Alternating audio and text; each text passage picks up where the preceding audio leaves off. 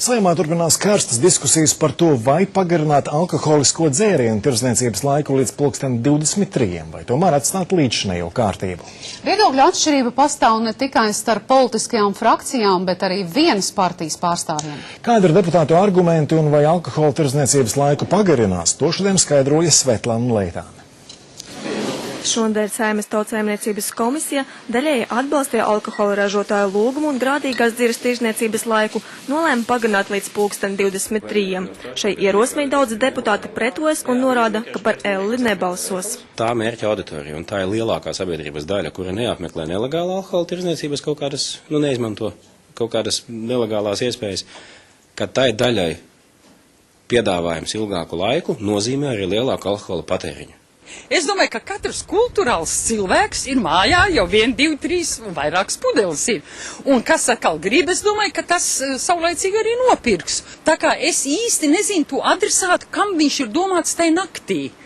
Tas ir tā, kad mēs divi sēžam un pēkšņi mums tik ļoti gribas un mājā nevienam nav un jāskrien. Es īsti nesaprotu, kam viņš ir adresēts. Šis jautājums izraisīs pretrunas ne tikai starp politiskajām frakcijām, bet arī starp vienu partiju pārstāvjiem. Atsevišķi deputāti gatavi nostāties pret saviem kolēģiem, pamatojot to ar rūpi par jauniešiem. Viņi ar bailēm skatās uz jauno paudzi un secina, ka 1 stunda veicinās to nodaršanos. Dažkārt tie jaunie cilvēki, kuri nepirktu un nezert vakaros, tomēr pēc 10 iegādātos un tas veicinātu alkoholismu jauniešu vidū. Tādējādi es kategoriski neatbalstu.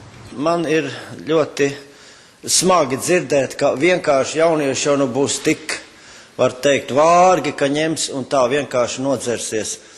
Nedrīkstam pārāk, ka mēs ieslīgt tādā gļēvumā.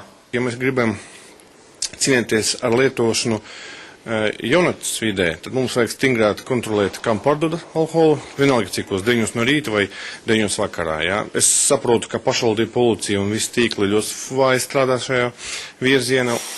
Tirdzniecības laika pagarināšana par stundu starp deputātiem un alkohola ražotājiem bija kā kompromiss. Valsts ieguvums būšot papildus nauda, bet ražotāji kļūšot nedaudz konkurētspējīgāki attiecībā pret tā saucamajām točkām. Šī argumentācija par to, ka tas varētu samazināt nelegālo alkohola tirdzniecību, ja, šo te točku darbību tā saukto. Es domāju, ka tas vienkārši smieklīgi, ja valsts iesaistās konkurencē ar nelegālu alkohola izplatītājiem.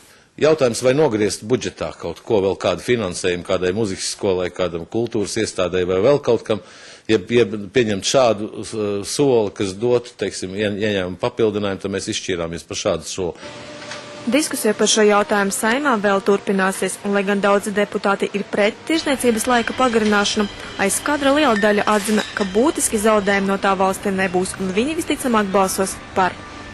Svetlana Leitāne, Aivars Baltmanis, LNT.